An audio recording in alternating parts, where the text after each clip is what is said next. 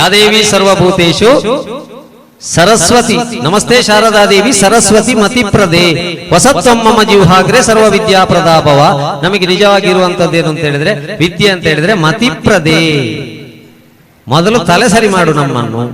ವಸತ್ವಂ ಮಮ ಜಿಹ್ವಾಗ್ರೆ ಸರ್ವ ವಿದ್ಯಾ ಪ್ರದಾಭವ ನಿಮಗೆ ಗೊತ್ತಿರುವಂತ ಮಂತ್ರ. ಹಾಗಾಗಿ ಎಲ್ಲರ ಹತ್ರ ಕೇಳಿದ್ರು why are you coming to school ಅಂತ ಕೇಳಿದ್ರೆ we are coming for learning ಅಂತ ಹೇಳ್ತೇವೆ. Learning why are you learning ಕೇಳಿದ್ರೆ ಫಾರ್ ಅರ್ನಿಂಗ್ ಹೇಳ್ತೀವಿ. ಲರ್ನಿಂಗ್ ಅಲ್ಲಿ ಅರ್ನಿಂಗ್ ಎಂಬ ಶಬ್ದ ಇದೆ. ಲರ್ನಿಂಗ್ ಇಂದ ಎಲ್ಲನ್ನು ತೆಗೀರಿ, ಅರ್ನಿಂಗ್ ಅನ್ನು ತೆಗೀರಿ, ಉಳಿಯುವುದೊಂದು ಎಲ್, ದಟ್ ಈಸ್ ಲಿಸನಿಂಗ್. ಅದಕ್ಕೆ ನೋಡಿ ನಾವೆಲ್ಲ ABCD ಕಲಿತು ಬಂದಿದ್ದೇವೆ ಒಂದು ವಿದ್ಯಾರ್ಥಿಗಳೇ. What is the second letter of English alphabet? B. Fourth letter D. B means birth, D means death. ಮಧ್ಯದಲ್ಲಿ ದೇವರು ಸಿ ಇಟ್ಟಿದ್ದಾನೆ. ಯಾಕಂದ್ರೆ choose your life, either bad are good. ಅದಕ್ಕೆ ಸಿ ಅನ್ನು ಇಟ್ಟದ್ದು. ನಿಮ್ಮ ಲೈಫ್ ಅನ್ನು ಚೂಸ್ ಮಾಡಿ. ಅದಕ್ಕೆಲ್ಲ PUC ವಿದ್ಯಾರ್ಥಿಗಳಿದ್ದೀರಿ ಇಲ್ಲಿ. ಪ್ರೈಮರಿ ಕಳೆದು ಬಂದಿದ್ದೀರಿ, ಆಗ ಮರಿ ಎಂತದ್ದು ಗೊತ್ತಿರುವುದಿಲ್ಲ. ಆಮೇಲೆ 8, 9, 10ಕ್ಕೆ ಬರುವಾಗ ಯಾರ ಹತ್ರ ಮಾತಾಡಿದ್ರು ಸಿಟ್ಟು ಬರುದು. ಹಾಯ್ ತಾಡ್ಗಂದೆ ದೋಜುನೆ ಪದ. ಈಗ ಕಾಲೇಜು ಮುಗೀತು ನಿಮ್ದು. ಕಾಲೇಜಿಗೆ ಬಂದ ಮೇಲೆ ಉತ್ತರ ಭಾರತದಲ್ಲಿ ಮದುಮಗಳನ್ನ ಕೊಂಡೋಗುವಂತ ಪಲ್ಲಕ್ಕಿ ಇದೆ, ಅದಕ್ಕೆ ಡೋಲಿ ಅಂತ ಹೆಸರು ವಿದ್ಯಾರ್ಥಿಗಳೇ. ದಕ್ಷಿಣದಲ್ಲಿ ಹೆಣ ಕೊಂಡೋಗೋದಂತುಂಟು, ಅದಕ್ಕೆ ಚಟ್ಟ ಅಂತ ಹೆಸರು. ಈ ಚಟ್ಟ ಮತ್ತು ಡೋಲಿ ಎದುರೆದುರು ಬಂದು ಮಾತನಾಡಿಕೊಳ್ತದಂತೆ. ನನ್ನನ್ನು 4 ಜನ ಹೊತ್ತುಕೊಂಡಿದ್ದಾರೆ, ನಿನ್ನನ್ನು 4 ಜನ ಹೊತ್ತುಕೊಂಡಿದ್ದಾರೆ. ನನ್ನ ಮೇಲೆ ಸಹ ಹೂ ಹಾಕಿದ್ದಾರೆ, ನಿನ್ನ ಮೇಲೆ ಸಹ ಹೂ ಹಾಕಿದ್ದಾರೆ. ನನ್ನ ಜೊತೆಗಿದ್ದವರು ಅಳ್ತಾ ಇದ್ದಾರೆ, ನಿನ್ನ ಜೊತೆಗಿದ್ದವರು ಅಳ್ತಾ ಇದ್ದಾರೆ. ನಮ್ಮೊಬ್ಬರೊಳಗೆ ಏನು ಡಿಫರೆನ್ಸ್ ಇಲ್ಲ ಅಲ್ವಾ ಹೇಳುವಾಗ ಚಟ್ಟ ಡೋಲಿಯಲ್ಲಿ ಹೇಳ್ತದಂತೆ, ಮೈ ಜಿಂದಗಿ ಸೆ ಜಾ ರಹಾ ಹೂ ತು ಜಿಂದಗಿ ಮೇ ಆ ರಹಿ ಹೋ. ನಾನು ಜೀವನದಿಂದ ಹೋಗ್ತಾ ಇದ್ದೇನೆ, ನೀನು ಜೀವನಕ್ಕೆ ಬರ್ತಾ ಇದ್ದಿ. ಹಾಗಾಗಿ ಇಲ್ಲಿ PUC ಅಂತ ಹೇಳಿದ್ರೆ ನೀವೆಲ್ಲ ಜೀವನಕ್ಕೆ ಬರ್ತಾ ಇರುವಂತದ್ದೇ ಒಂದು ಇದು. ನನ್ನ ಹತ್ರ ಕಾರ್ಯಕ್ರಮವನ್ನು ಕನ್ನಡ ತುಳು ಮಿಕ್ಸ್ ಮಾಡ್ಲಿಕ್ಕೆ ಹೇಳಿದ್ದಾರೆ. ಭಾಷೆಯ ವಿಷಯದಲ್ಲಿ ನಮಗೆ ಯಾವುದು ಮೇಲೆ ಕೇಳಿ ಇರಬಾರ್ದು, ನಮ್ಮಲ್ಲಿ ಇರಬಾರ್ದು. ಇಂಗ್ಲಿಷ್ ಅಂದ್ರೆ ಅದು ಭಯಂಕರ, ಕನ್ನಡ ಅಂದ್ರೆ ಪ್ರಯೋಜನ ಇಲ್ಲ. ನವೆಂಬರ್ 1ನೇ ತಾರೀಕಿಗೆ ಕನ್ನಡ ಜೈ ಹೇಳುದು, ಇಂಗ್ಲಿಷ್ ಪ್ರಯೋಜನ ಇಲ್ಲ, ಅದು ಸುಮ್ಮನೆ. ಹೋಗುವವರು ಹೋಗ್ತಾರೆ, ಬರುವವರು ಬರ್ತಾರೆ, ಹೇಳುವವರಿಲ್ಲ ಕೇಳೋರಿಲ್ಲ. ಯಾರಪ್ಪನ ಗಂಟೋಯ್ತು. ಇದನ್ನು ಇಂಗ್ಲಿಷಲ್ಲಿ ಹೇಳಿ. ಹೋಗುವವರು ಹೋಗ್ತಾರೆ, ಬರುವವರು ಬರ್ತಾರೆ, ಹೇಳುವವರಿಲ್ಲ ಕೇಳುವವರಿಲ್ಲ, ಯಾರಪ್ಪನ ಗಂಟೋಯ್ತು. ಇದನ್ನು ಕನ್ನಡದಲ್ಲಿ ಹೇಳಿದ್ರೆ ಚಂದ.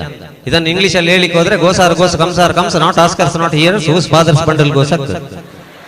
ಎಲ್ಲವನ್ನೂ ಇಂಗ್ಲಿಷಿಂದ ಕನ್ನಡಕ್ಕೆ, ಕನ್ನಡವನ್ನು ಇಂಗ್ಲಿಷಿಗೆ ತಗೊಂಡ್ರೆ ಟೀಚರ್ ಹೇಗಿದ್ದಾರೆ ಅಂತ ಕೇಳಲಿಕ್ಕೆ ಬಹಳ ಕಷ್ಟ.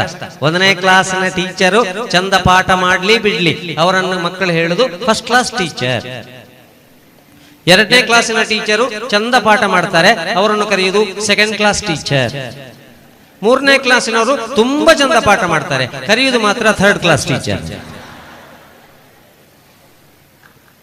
ಹಾಗಾಗಿ ಆ ಇಂಗ್ಲಿಷಿಗೂ ಕನ್ನಡಕ್ಕೂ ಅದೇನಿಲ್ಲ. ನಮ್ಮಲ್ಲಿ ಕಾಮನ್ ಸೆನ್ಸ್ ಇರ್ಬೇಕಾದ್ದು ಜೀವನ. ಒಬ್ಬ ಇಂಗ್ಲಿಷ್ ಮೀಡಿಯಂನವ ಹೋಗ್ತಾ ಇರುವಾಗ ಕನ್ನಡ ಮೀಡಿಯಂನವನ ಬಗ್ಗೆ ಅವನಿಗೊಂದು ತಾತ್ಸಾರ ಅಂತೆ. ಕನ್ನಡ ಮಾತಾಡೋದಂದ್ರೆಲ್ಲ ಇಷ್ಟ ಇಲ್ಲ. ಅವನು ಇವನಲ್ಲಿ ಕೇಳಿದ, ಇಂಗ್ಲಿಷ್ ಮೀಡಿಯಂನವ ಅವನಲ್ಲಿ, ಡು ಯು ನೋ ಸ್ವಿಮ್ಮಿಂಗ್? ಈ ಪುಣ್ಯಾತ್ಮ ಹೇಳಿದ, no I don't know swimming. ಅಷ್ಟೊತ್ತಿಗೆ ಅವ ಕೇಳಿದ, then dog is better than you. ನಿನಗಿಂತ ನಾಯಿ ಆದ್ರೂ ಆಗ್ಬಹುದು, ಅದಕ್ಕೆ ಈಜಲಿಕ್ಕೆ ಗೊತ್ತುಂಟು. ಕನ್ನಡ ಮೀಡಿಯಂನವರಿಗೆ ಈಜಲಿಕ್ಕೆ ಗೊತ್ತಿರಲಿಲ್ಲ, ಕಾಮನ್ ಸೆನ್ಸ್ ಇತ್ತು. ಅವ ಕೇಳಿದ, do you know swimming? Of course I know swimming. What is the difference between dog and you? ಹೇಳಿ. ಇವತ್ತು ಬೇಕಾದ್ದು English is only a language, not a knowledge. ಹಾಗಾಗಿ ಮಿಕ್ಸ್ ಮಾಡ್ಲಿಕ್ಕೆ ಹೇಳಿದ್ದಾರೆ. ಈಗ ನಮಗೆ ಸಹ ನಮ್ಮ ಮನಸ್ಸು ಸಹ ಎಲ್ಲ ಮಿಕ್ಸ್ ಆಗ್ತಾ ಇದೆ. ಮನೆಯಲ್ಲಿ ಅಪ್ಪ ಅಮ್ಮ ಎಷ್ಟು ಗ್ರಾಮ ಅಕ್ಕಿ ತಂದು ಕೊಡ್ತಾರೆ ಅಂತ ಗೊತ್ತಿಲ್ಲ ನಮಗೆ, ಕಷ್ಟಪಟ್ಟು. ಇನ್ಸ್ಟಾಗ್ರಾಮ್ ಅಲ್ಲಿ ಪರಿಚಯ ಆದವನೊಟ್ಟಿಗೆ ರಪ್ಪ ಹೋಗಿ ಕಾರಲ್ಲಿ ಕೂತು ಸಂಜೆವರೆಗೆ ತಿರುಗಿ ಅವ ಡ್ರಗ್ಸ್ ಅನ್ನು ಬಿಯರ್ ಅಲ್ಲಿ ಹಾಕಿ ಕೊಟ್ಟು ಕುಡಿದು ಬಿಸಾಡಿ ಆದ ಮೇಲೆ ಮತ್ತೆ ಗೊತ್ತಾಗುದು ನಾನು ಸಂತ್ರಸ್ತೆ, ನಾನು ಸಂತ್ರಸ್ತೆ, ನಾನು ಸಂತ್ರಸ್ತೆ. ಹೋಗಿ ಕಾರಲ್ಲಿ ಕೂತ್ಕೊಳ್ಳುವಾಗ ಯಾವ ತ್ರಸ್ತೆ? ಹಾಗಾದ್ರೆ ಮಕ್ಕಳಿಗೆ ಎಜುಕೇಶನ್ ಅಂತ ಹೇಳಿದ್ರೆ ಏನು? ಇಷ್ಟೇ ಗೊತ್ತಿದ್ರೆ ಸಾಕು ವಿದ್ಯಾರ್ಥಿಗಳೇ. ನಿಮ್ಮನ್ನು ನಾನು ವಿವೇಕಾನಂದರಾಗಿ ಅಂತ ಹೇಳುದಿಲ್ಲ, ಅವರ ಹಾಗೆ ಆಗಿ ಇವರ ಹಾಗೆ ಆಗಿ ಅಂತ ಹೇಳುದಿಲ್ಲ. ಯಾಕಂದ್ರೆ ಅವರು ಆಗಿ ಆಗಿದೆ. ನಾನೊಂದು ವೇಳೆ ಹಾಗೆ ಹೇಳಿದ್ರೆ ನೀವೇ ಹೇಳ್ತೀರಿ, ನಿಮಗೆ ಆಗ್ಲಿಕ್ಕೆ ಏನು ಸಂಕಟ? ನೀವು ಮೊದಲು ನೀವಾಗುವುದನ್ನು ಕಲೀಲಿಕ್ಕೆ ಬೇಕಾಗಿ ಫಸ್ಟ್ ಸ್ವಾಭಿಮಾನದಿಂದ ಬದುಕುವುದನ್ನು ಕಲಿಬೇಕು. ಇಲ್ಲಾದ್ರೆ ನಾವು ಸಮಾಜ ಪುಸ್ತಕದಲ್ಲಿ ಓದಿದೆ ಅಂತ ಅದು ಕೇಳಿ ವಿದ್ಯಾರ್ಥಿಗಳೇ, ಅವರು ನಮ್ಮನ್ನು ಆಳಿದರು, ಇವರು ನಮ್ಮನ್ನು ಆಳಿದರು, ಮೊಘಲರು ನಮ್ಮನ್ನು ಆಳಿದರು, ಬ್ರಿಟಿಷರು ನಮ್ಮನ್ನು ಆಳಿದರು, ಅವರು ನಮ್ಮನ್ನು ಆಳಿದ್ದು, ನಾವು ಅವರನ್ನು ಇಟ್ಕೊಂಡು ನೇಳಿದ್ದು, ಕೊನೆಗೆ ಕೆಳಗೆ ತಾಳಿದ್ದು. ಒಂದನೇ ಪುಳಕಿಸಿ ದಂಡೆತಿ ಬಂದ, ಎರಡನೇ ಪುಳಕಿಸಿ ಗುಂಡೆತಿ ಹೋದ. ಇದನ್ನು ಬರದೇ ನಾವು ಪಾಸ್ ಆದಲ್ಲದೆ ಇನ್ನಾದ್ರೂ ಸ್ವಲ್ಪ ಸ್ವಾಭಿಮಾನದಿಂದ ಬದುಕುವಂತ ಬದುಕನ್ನು ನಾವು ಕಟ್ಟಿಕೊಳ್ಬೇಕು ಅಂತಾದ್ರೆ ನೋಡಿ, ನಾನಿವತ್ತು ನಿಮ್ಮ ಮುಂದೆ ಬಂದಿದ್ದೇನೆ. ನಿಮಗೆಲ್ಲ ಮಾರ್ಕ್ ತೆಗಿಲಿಕ್ಕೆ ಅಂತ ಶಾಲೆ ಮನೆಯವರು ಒತ್ತಡ ಹಾಕ್ತಾರೆ. ನನಗೆ SSLC ಅಲ್ಲಿ ಪ್ರಿಪರೇಟರಿಯಲ್ಲಿ ಮ್ಯಾಥ್ಸ್ ಅಲ್ಲಿ 100ರಲ್ಲಿ 4. ನನ್ನ ಮಾರ್ಕ್ ನೋಡಿ ಕರೆದದ್ದ ಅಲ್ಲ. ಜೀವನದಲ್ಲಿ ಮಾರ್ಕ್ ಅಂತ ಹೇಳೋದು ಬೇರೆ, ರಿಮಾರ್ಕ್ ಬರೋದಾಗಿ ಜೀವನ ತೆಗೆಯುವಂಥದ್ದು ಬೇರೆ. ಇದು ನೀವು ಫಸ್ಟ್ ನಿಮ್ಮ ತಲೆಯಲ್ಲಿ ಇಟ್ಟುಕೊಳ್ಬೇಕು. ಯಾಕಂದ್ರೆ ಎಲ್ಲರಿಗೂ ಎಲ್ಲವೂ ಸುಲಭ ಆಗಬೇಕಾಗಿಲ್ಲ. ಅದು ನಾವು ದೊಡ್ಡವರು ಮಾಡಿಕೊಂಡದ್ದು. ಅದು ಸಹ 9ನೇ ಕ್ಲಾಸಿನವರೆಗೆ ಮಾತ್ರ ಜೀವನ. 10ನೇ ಕ್ಲಾಸಿಗೆ ಎಂಟರ್ ಆದ ಕೂಡಲೇ ಸತ್ಯನಾರಾಯಣ ಪೂಜೆ ಇಲ್ಲ, ಕೋಳ ಇಲ್ಲ, ನೇಮ ಇಲ್ಲ, ಅಗೇಲಿಲ್ಲ, ನಾಮಕರಣ ಇಲ್ಲ, ಸೀಮಂತಸ ಇಲ್ಲ. ಬರುವ ವರ್ಷ 10th, ಬರುವ ವರ್ಷ 10th. ಎಂತ ದೇವರಿಗೆ ಒಬ್ಬರಿಗೆ. ಮತ್ತೆ PUC ಯಲ್ಲಿ ಸೈನ್ಸ್ ತಗೊಂಡ್ರೆ ಮತ್ತೆ ಮುಗಿ ಎಲ್ಲ ಕಂಡು ಹಿಡಿಲಿಕ್ಕೆ ಹೇಳು. ಮ್ಯಾಥ್ಸ್ ಎಲ್ಲ ನನಗೆ ಮ್ಯಾಥ್ಸೇ ಆಗ್ತಾ ಇರಲಿಲ್ಲ. 2 ಇಡ್ಲಿ ಬಡಿಸಿದ್ದೇನೆ ಬಿಟ್ಟಲ್ಲ, 2 ತಿಂದು ಮುಗಿಸಿದಿ, ಏನು ಉಳಿಯಿತು ಕೇಳಿದ್ದಕ್ಕೆ ನಾನು ಹೇಳ್ತಾ ಇದ್ದದ್ದು ಚಟ್ನಿ ಉಳಿಯಿತು ಅಂತ. ಸತ್ಯ ಹೇಳಿದ್ರೆ ಆಗುದಿಲ್ಲ, ಅವರಿಗೆ ತಪ್ಪಾಗ್ತಾ ಇದ್ರು. ಹಾಗೆ ಗಣಿತ ಎಲ್ಲರಿಗೆ ಆಗ್ಬೇಕು ಅಂತಿಲ್ಲ. ಹಾಗಾಗಿ ವಿದ್ಯಾರ್ಥಿಗಳೇ, PUC ಯಲ್ಲಿ ಇದ್ದೀರಿ, ಜೀವನಕ್ಕೆ ಬರ್ತಾ ಇದ್ದೀರಿ. ಇವತ್ತೇನಾಗ್ತಾ ಇದೆ ಅಂತ ಹೇಳಿದ್ರೆ, ಎಲ್ಲ ನಮ್ಮ ಸುತ್ತಮುತ್ತಲ ಒಂದು ದಿವಸ ನ್ಯೂಸ್ ಕೇಳುವಾಗಿಲ್ಲ. ಬುಕ್ಕಿಗೆ ಫೇಸ್ ಮಾಡುವ ಸಮಯದಲ್ಲಿ ಮಕ್ಕಳು ಫೇಸ್ಬುಕ್ ಅಲ್ಲಿ ಇದ್ದಾರೆ. ತಂದೆ ತಾಯಿಯ ಲೋಡ್ ಡೌನ್ ಮಾಡೋದು ಬಿಟ್ಟು ಡೌನ್ಲೋಡ್ ಕಂಡಬಟ್ಟೆ ಆಗ್ತಾ ಉಂಟು. ಸೆಟಪ್ ಆಗುವ ವಯಸ್ಸಿನಲ್ಲಿ ಅಪ್ಸೆಟ್ ಆಗಿ ಒಂದು ಸುಸೈಡ್ ಮಾಡಿಕೊಂಡು, ಇಲ್ಲಾದ್ರೆ ಬೇರೆ ಏನಾದ್ರೂ ಮಾಡಿಕೊಂಡು ಹೋಗ್ತಾ ಇದ್ದಾರೆ. ಇದು ಆಗಬಾರದು ನಮ್ಮ ಜೀವನದಲ್ಲಿ. ಅದಕ್ಕೆ 4 F ಇಂದ F ಅನ್ನು ಪಾಲಿಸಬೇಕು. Follow the master, face the devil, fight to the end, finish the game.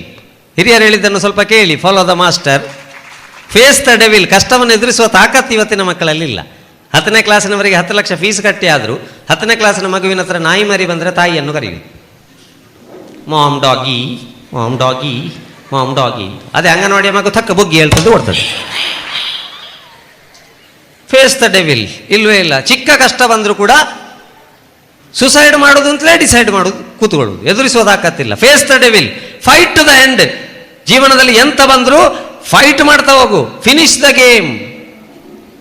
ಅದಕ್ಕೆ ನಮ್ಮ 4 F ಚೆನ್ನಾಗಿರ್ಬೇಕಾದ್ರೆ 4 M ಇಂದ ಜಾಗ್ರತೆ ಇರಬೇಕು. ಒಂದು ಮೀಡಿಯಾ, ಒಂದು ಮೊಬೈಲ್, ಒಂದು ಮೋಟಾರ್ ಬೈಕ್, ಒಂದು ಮನಿ. ಇದರಿಂದಾಗಿ ನಮ್ಮ ಯೌವನ ಹಾಳಾಗ್ತಾ ಇದೆ.